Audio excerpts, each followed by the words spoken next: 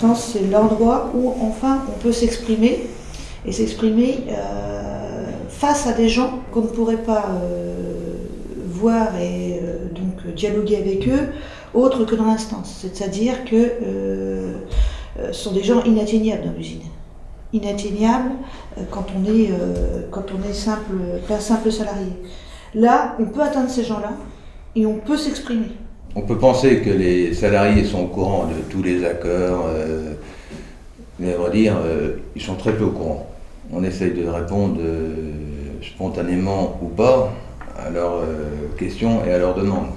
Les accords sont de plus en plus épais, de plus en plus compliqués en termes de référence. L'article 4 fait référence à l'article 1, qui fait référence à l'article 12, qui fait...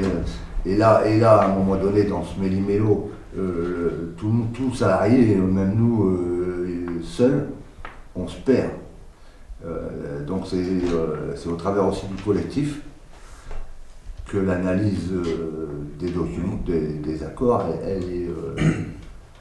elle est faite. Pour moi, c'était une vocation de faire ça en tant que CHSCT, parce que justement, on allie la technique à la sécurité et aux conditions de travail, et que pour moi, c'est important de faire ressortir toutes les revendications, ou du moins tout ce que vivent au quotidien les salariés. Et donc c'est vrai que les gens, quand ils ont quelqu'un aussi comme moi dans l'équipe, ils savent tout le temps qu'il y aura quelqu'un qui va être là pour les défendre, qui va prendre les problèmes à bras-le-corps, et d'un point de vue général. J'ai eu la chance de participer aux instances, et entre autres au CHSCT pendant de nombreuses années, en étant non syndiqué. Et quand je vois localement la direction des syndicats autour de la table, je me dis que la CGT est celle qui tient mieux un cap. La situation qu'on est en train de vivre avec l'évolution de l'usine et les évolutions d'organisation attachées à cette évolution de l'usine sur la Hague, on remarque tous que tout le monde est touché par ces évolutions. Ouvriers, techniciens, cadres, ingénieurs, on est tous touchés. Dans le cadre de mon mandat national, j'interviens sur des sujets qui concernent directement Areva-La Hague. Je vais en citer deux. La transition énergétique, sur laquelle nous avons particulièrement travaillé, et bien entendu le dossier Areva.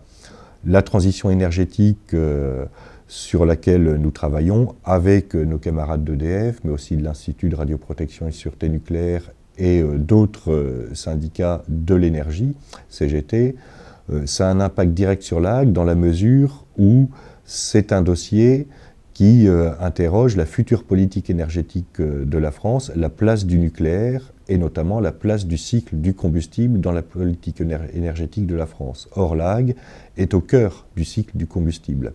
Au même titre que la politique énergétique et que la transition énergétique, Areva n'existe pas en dehors de la filière nucléaire. Areva s'inscrit dans une filière nucléaire qui comprend EDF bien entendu, mais aussi tout le tissu de sous-traitants et tous les tissus d'organismes de recherche et d'expertise. Et la CGT ne s'est jamais résolue à prendre uniquement acte des décisions du gouvernement ou des directions générales, mais a toujours eu à cœur de présenter des solutions alternatives. Alors, c'est particulièrement important dans le dossier Areva, puisque, on l'a dit déjà depuis des mois, la solution qui est apportée par le gouvernement, entérinée par la direction générale et les mesures afférentes, ne sont pas de nature à donner des perspectives d'avenir aux salariés. Et de ce point de vue-là, la CGT travaille avec toutes ces organisations, que ce soit au niveau fédéral, mais aussi au niveau des syndicats d'entreprise, pour proposer des solutions qui donnent de l'avenir aux salariés. Voter CGT, c'est d'abord être acteur de son avenir. Ensuite, voter CGT, c'est ne pas se résigner à subir les décisions que d'autres prennent à votre place. C'est intervenir sur son destin. Voter CGT, c'est aussi avoir une certaine vision du travail, redonner un sens à son travail, remettre l'homme au cœur du travail.